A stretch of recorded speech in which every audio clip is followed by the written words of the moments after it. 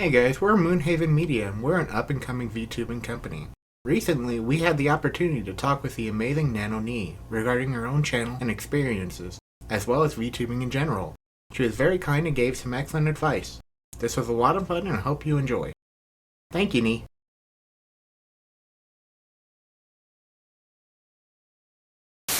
First question, pineapple on pizza, yes or no? Yes, all the way. I understand if people don't like it, especially if they're like, pure Italian, but it's kind of like that thing, like don't knock it until you try it because it's actually really good, especially for people that like sweet and savory. It's a really good combination and it's one of my favorites. Yeah, yeah. Adds that little bit of sweetness to the spicy. All Right? right. And there's also like a bit of a sweetness and a tang to it. So it's Yeah. really nice. Yeah. All right. So the questions we got, they're just kind of follow through your journey and experiences. Kind of starting with your music. What inspired you to start doing music and uploading it? Um, Honestly, ever since I was really little, um, I have always wanted to be a singer. That's just always been something that's been coded in my blood. Um, like ever since I've been able to like walk around, like I could sing, and it's just always been a love of mine. And um, growing up, I actually went on a hiatus because I ended up being very shy and I didn't like the attention that I got with the singing. Mm-hmm. Um, and so I tried to do other things and I kind of realized singing is my passion and kind of my talent. And so I ended up pursuing it again. And here we are now. And on top of that, singing is not only my passion, but I have a huge passion for music production as well. I'm a music producer and amateur audio engineer. Um, I really love creating the sounds that are in my head, and I really enjoy working with FL Studio. Mm-hmm. I don't know, it's just very rewarding to create your ideas and bring them to life. And I just can't picture my life just always having someone to create my tracks. While I really appreciate that, and I love working with other really talented people, I want to have kind of a half-half thing where half the stuff I produce is mine, and then the other half is people helping my ideas come to life. So yeah. Right. Well, that kind of touches on a question we have later as well. But Oh, what would you say is your favorite genre of music? I'm going to have to say EDM. It's always been all over the place, but for these past like several years, it seems to be consistently EDM genre for my music because there's a lot of subgenres with EDM, which makes it really fun.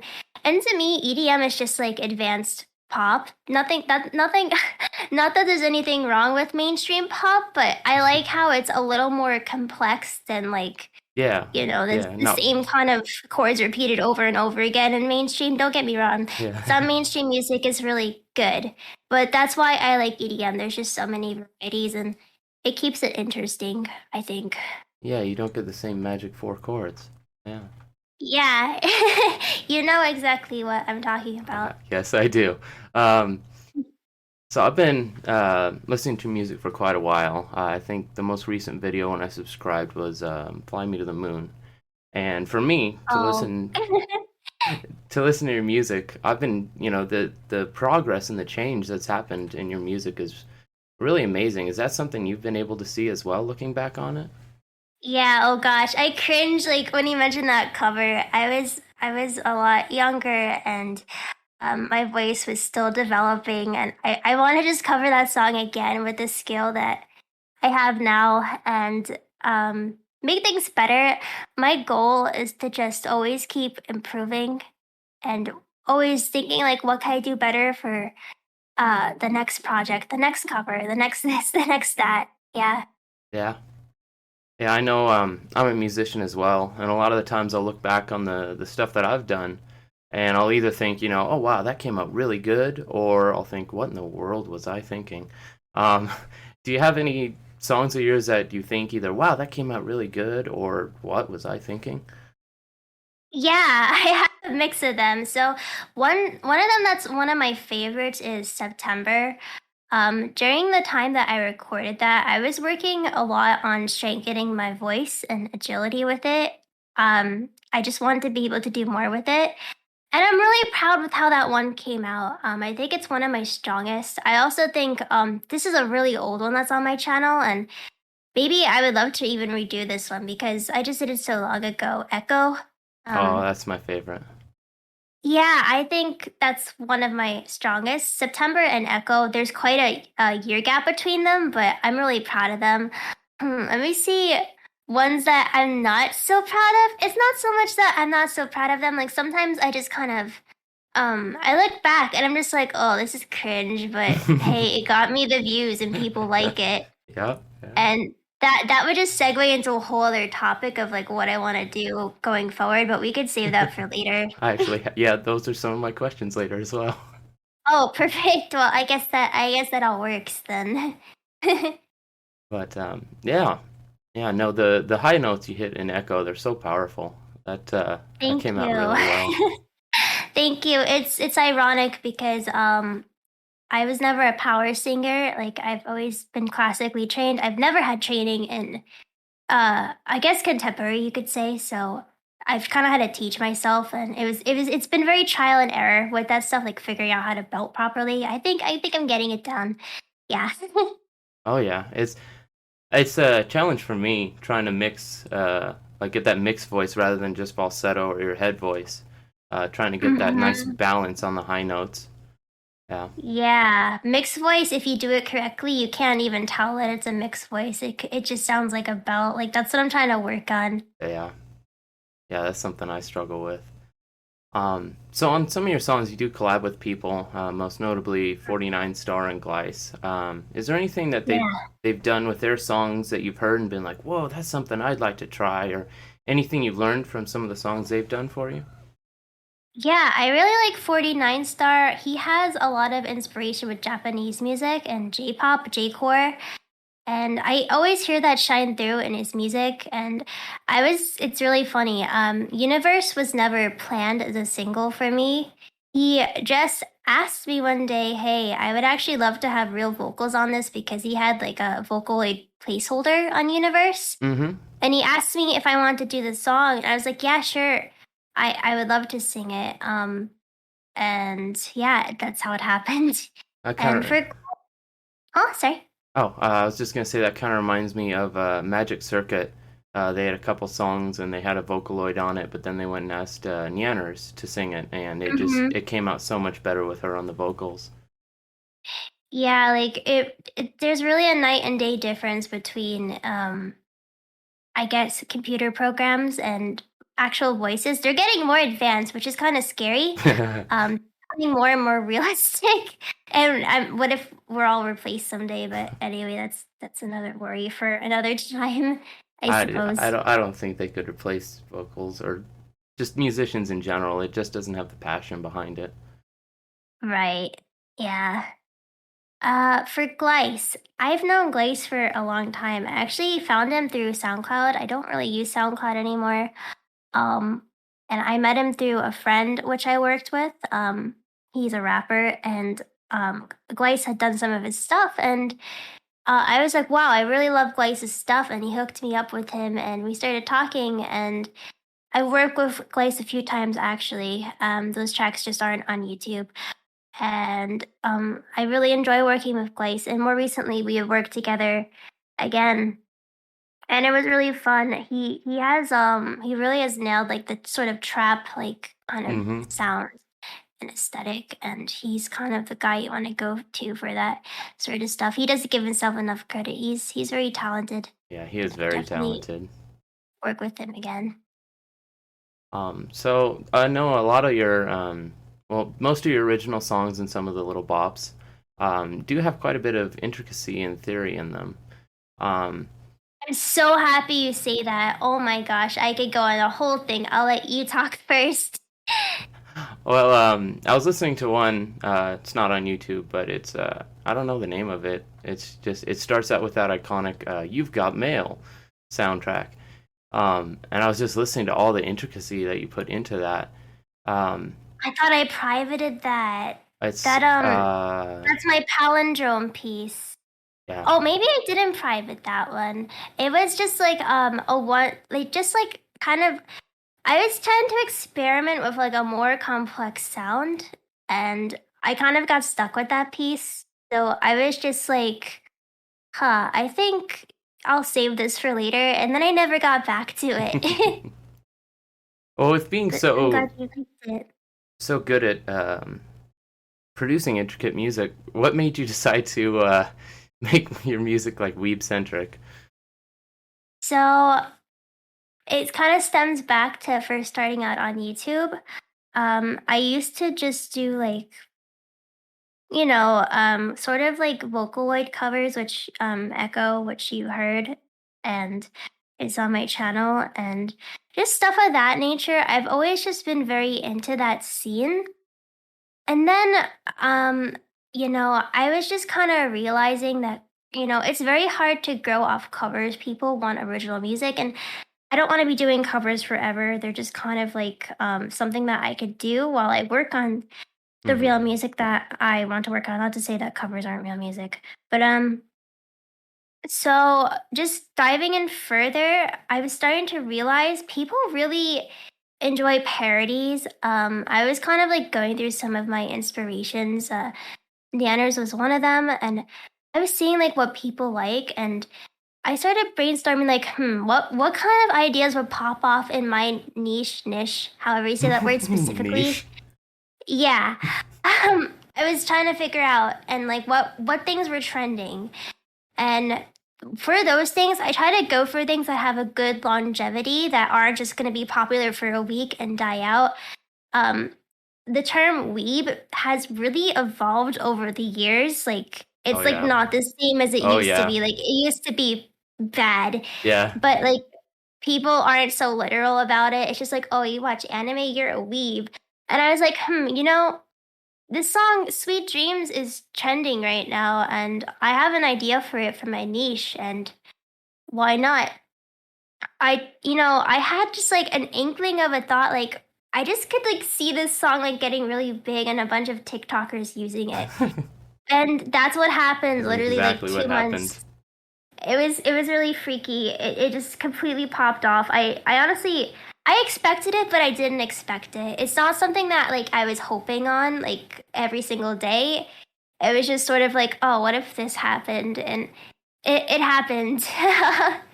Well, I will say And yeah. I don't know if this would be a compliment or not, but I would say your covers and parodies are the only ones besides Weird Al where when I hear the actual song, your song starts going through my head instead.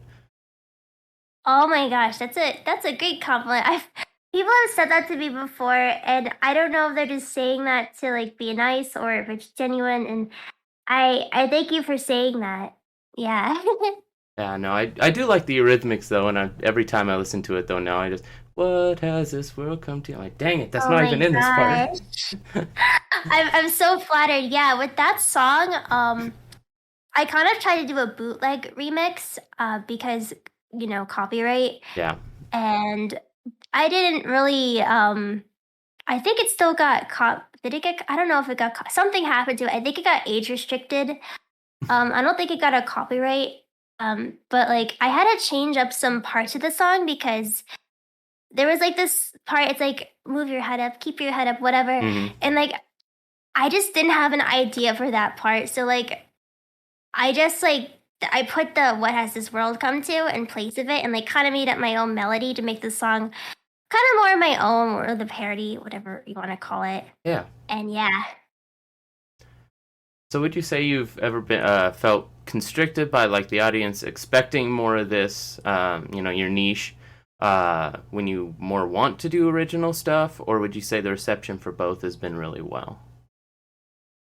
A mix, definitely. I find more recently that people seem to miss that stuff or they're over it. It's like a 50-50 thing. And I just really want to make more serious music. Like making parodies is tiring. It's a lot more work than people give credit for. You know, when making a parody, I try to base my new lyrics on the actual lyrics and have them sound similar but be relevant to the parody I'm making. And they have to be funny and they have to make sense and they have to flow. Like there's all these elements. And then after you do that, you have to think about what you're going to do for the video and like how the visuals are going to correlate well with the lyrics. It's just a process. And, you know, I started to get really tired. And what I tried doing recently is kind of like making original parody music, like the vocoder stuff that I started experimenting with. Like I'll take an idea that's like, you know, that has a good longevity and kind of make it into a little bop as opposed to taking a cover song and making it a whole entire parody. I hope that makes sense. That's kind of what I started to do instead. And I'm just playing around with that and the audience seems to like it from what I'm seeing. And it's a lot easier than, you know, banging out a whole like 3-minute song. And like, it's just, you know, and I could give people more uploads consistently with that too while I'm working on more serious music. Right, you can keep the upload steady. Yeah, right now I'm just like taking a tiny breather. I recently just rebranded, so I'm just trying to get into the swing of my new schedule, Yeah. and then I'll figure out what to do with that. All right. Did you have any similar like worries about reception, like when you started doing VTubing? Like, you know, because it's not necessarily music all the time. So were you worried about how people would go over? And now there were different worries. In the beginning, I never planned on being a streamer, honestly. I kind of just, you know, wanted to just be doing YouTube and music and yeah, and I just really didn't expect to be a streamer. And I've always just been very like having a lot of anxiety about it just because I am introverted and I'm just like, well, if I can't handle groups of people, how am I going to handle hundreds of people? And, you know, Right. it was a lot less scary than I thought it would be. When I first debuted as a VTuber, I did it pretty early on before it really took off. And um, it was great. People were really hyped about it. But not everyone, you know, that's on YouTube will go out of their way to follow you on other sites. So it was just like, oh, wait, when did you become a VTuber? And I'm like half a year ago. You know, so in the beginning, it was more like, how am I going to entertain people? I've never done this before. Will I be a good streamer? And now it's become like streaming is part of my living, my income, right? And Right. I can't imagine not doing it. It's kind of strange, but now it's kind of like it's different because VTubing has really popped off and it's really weird. This is gonna sound weird, but I feel like there's less flesh people streaming than there are VTubers now. It's like it's completely flipped. And it's just like, okay, what can I do to keep people interested? Because you can only focus on yourself and you can't really focus on everyone else and like what they're doing. And it's like, how can I stand out as a VTuber because everyone's kind of doing it now? And yeah, so it's kind of like back then it's like, okay, how do I figure out how to be an entertaining streamer? Now it's like, okay, how do I figure out how to keep that sort of going and keep people interested and wanting to come back to me? Yeah. Well, I think the VTuber, you know, it gives you a bit of a facade, a bit more privacy, and where some people, you know, aren't really good, like you were saying, with large crowds of people. I think it gives them a chance to more be themselves when they know that people aren't like looking directly at them. Is that all correct? Makes sense. Yeah, I completely get that. When I was when I was Little Nii, I was completely myself. You know, I wasn't playing a character. I was 100% myself. And now with Nano Nii, I'm trying to do a half-half where I'm half myself, but half someone who's not entirely like me. And I'm having a lot of fun with it. When you are yourself, on the contrary, you are a bit more vulnerable. I was starting to realize, I'm not going to get into it too much, but people in my community started to think they could overstep boundaries, and I was like, okay, why is this happening? Yeah. And I'm realizing I'm putting, while I'm still remaining private, I'm just putting a little too much of my heart out there, and people see that Yeah. and they think it's vulnerable. And yeah, so I really had to think what to do differently when um, becoming Nano Nii. Yeah. Um, so you said it wasn't something that you had thought about when were doing music. What made you first think, I might be a good streamer? The fact that I guess, I've always had like a virtual persona, I suppose, and in the back of my mind, I've always wanted to do more with that. I just didn't know what to do. Like at the time, I didn't have the money to like invest in like videos and all that for, my character. Hmm. But VTubing kind of gave me that chance to kind of explore that and make it come to life. Yeah. More like my avatar because I was really just being myself again. And yeah, and just the fact that VTubing was starting to become popular, and I've always thought of just being like a regular streamer, but I still didn't feel ready for that. And ever since I've became a VTuber, it's kind of just like, I want to keep working with this. Definitely, Hmm. it just takes a lot more stress off in the end of the day. Yeah. What's have you had any inspiration like behind the models you've had, or is that something you left up to like the designer mostly? So all of that basically came from my head. Um, every single design. What I would do is, since I'm not an artist, I would kind of go on like several dress up sites and like play with different fashions and kind of create like mood boards of like styles that I would like to implement to my characters. My style has kind of changed a lot, which is why I couldn't wait to rebrand. Um, for this current rebrand, I had a concept artist help me. I told her my ideas and she put it to life so beautifully. I had this idea just for like the hair color, like how I want it to look, and like the star antenna on his head. Like I've never seen anyone do that with like the a hairpiece. Like Yeah. I was kind of thinking with not only what could I do to stand out, but also have it be pleasing to the eye. The mistake I made with my old model, or just the one before this, is it was just there was too much going on with it. Yeah. Um, and I felt like it wasn't that original as it used to be because it's kind of like if you try too hard, then it kind of turns into like a mess. Hmm. So with Nano Nii, I'm like, okay, I need to make this more refined, but I need to make it stand out more. I started to research like what hair colors aren't used often, and I'm like, okay, everyone's using pink, green. Not that there's anything wrong with that, but I was just really determined to stand out, and I think I did a good job. And it means a lot when I get a lot of compliments on the color palette because that was something that I developed, and you know, um, I just wanted something that people look at and they Yeah. say, "Oh yeah," they'll say, "Those are Nano Nii's colors."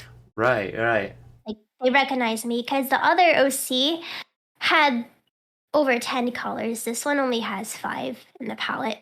Yeah. Really 4, but yeah. So with having purple or blurple, sorry, Yeah, hemoglobin, do you like glow in a blacklight or? that's a good question. You know, I kind of try to avoid black lights because they have reactions with my yeah blood. I bet that'd be a great Halloween costume though. You wouldn't even have to dress up, just carry around a blacklight and glow. Right. Just be a glowing figure. Exactly. What would you say has been like your favorite experience as a VTuber? All right, let me think about this one. Uh, hmm. My favorite experience. Interacting with my audience. despite being introverted, I really enjoy interacting with people, um, and really getting to know the names that watch my videos. And it really makes my day when someone will come into a chat and be like, "Hey, I found you through this video that I love so much. Oh my gosh, you're a streamer. I'm definitely gonna stay and like come to your streams." And like that's the best thing, because back then I felt like I was just this like content creator and people just came for the parodies rather than me. But Mhm. now I feel like people really come for me, and it's a really good feeling. Yeah, it is a good experience. Yeah. How do you react to like strange or weird questions that you might get by the chat? I know you're talking a little bit earlier, like they overstep their boundaries. Do you just like skirt around that, or if you know, if So yeah, when they start to do that, it depends. Sometimes I'll kind of react to it in character.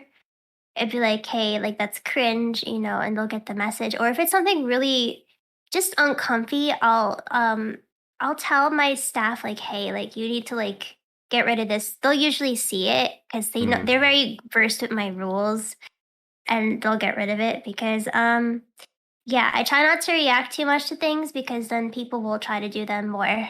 yeah, So um, that's kind of how I handle it. yeah.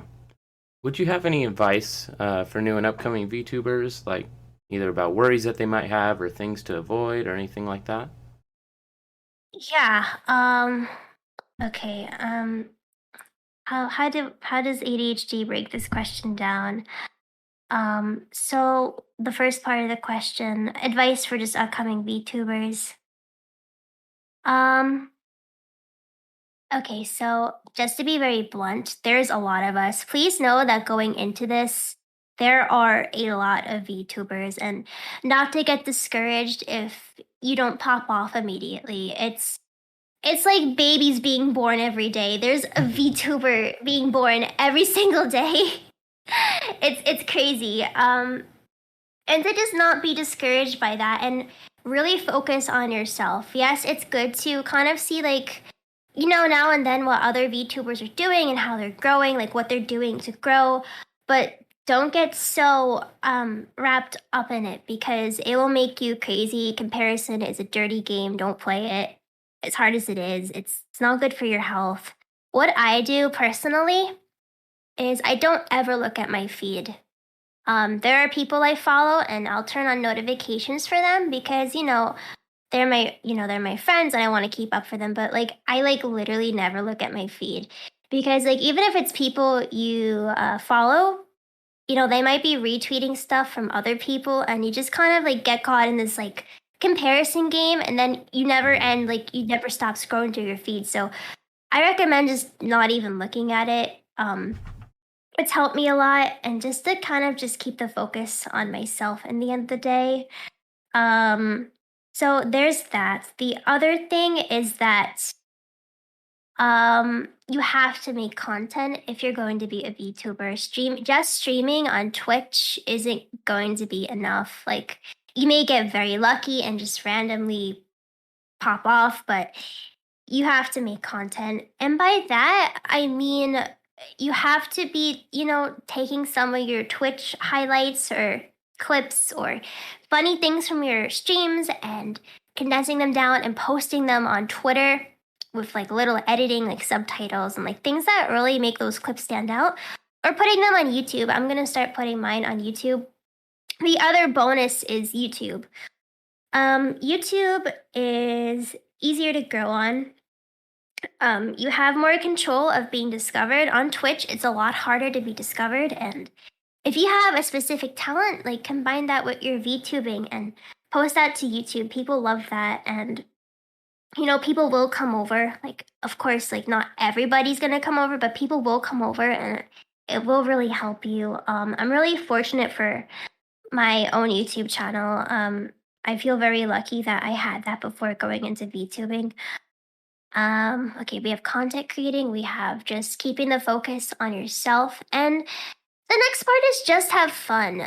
In the end of this, it's very easy to get wrapped up in numbers. Like, I really recommend like just turning off your viewer count on Twitch. Like, really just embody what you do. If you're playing more of a character, if you're being more yourself, just really enjoy it and enjoy being with your audience. Just be grateful that there are people watching you and supporting you, and try to be as grateful for as many things as you can. Like, I love when I get fan art. Like, it really like makes my entire day to get that. And just always focus on the little things and keep working on yourself, and just don't give up. Not everything happens overnight. I certainly didn't pop off overnight. Yeah. Yeah. So does the like shock of, wow, these people are choosing to spend, their time watching me, does that shock ever wear off, or is that still something that you feel when you see these people watching you? Hmm.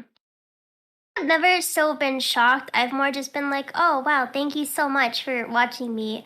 I take it as they really like my content on YouTube and they just want to see more of what I do. And it really means a lot, a lot. And I never want that to go away. Yeah. All right. Well, those were the main questions we had. We do have just two more questions. They're just silly questions. I came up with one, and Sky came up with one. His question is, what made you decide to make like a full song of Paroru? Padaru, oh my god. So, all right, let me talk about doing holiday covers. So I unfortunately don't have one for October this year. There's just been so much going on. Especially with my re-debut, I just need a breather. And Right. people have been asking me, are you gonna do another Halloween song? I've done 3 already. Spooky Scary Skeletons a cappella. This is Halloween, and then most recently Looty Scary Skeletons. And I don't really know what other Halloween songs there are out there besides This is Halloween and Spooky Scary Skeletons. Like, what else could I possibly do?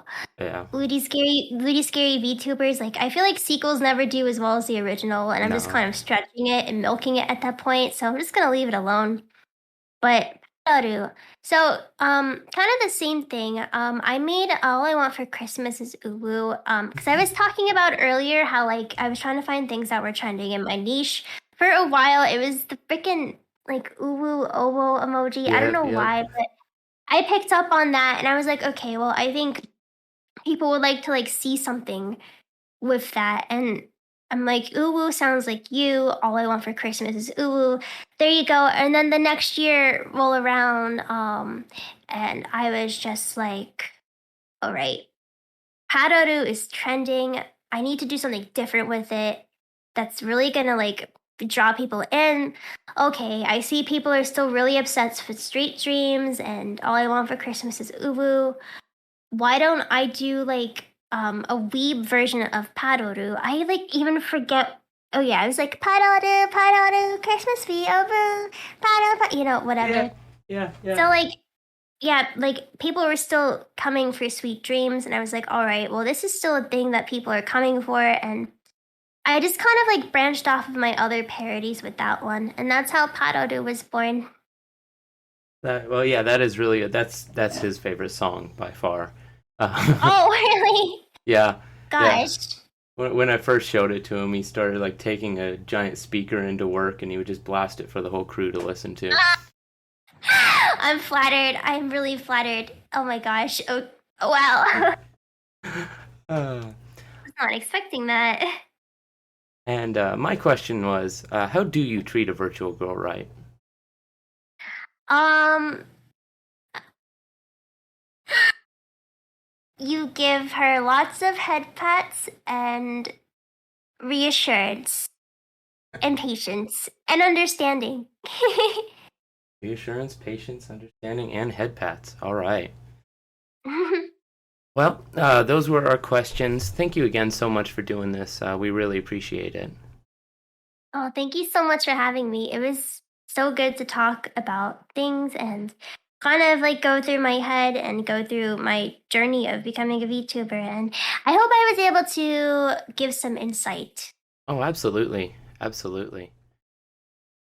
Thank you so much. It was a pleasure getting to talk to you. Yeah, it was a pleasure talking to you too. Thank you, Nee. Thank you, Moonhaven.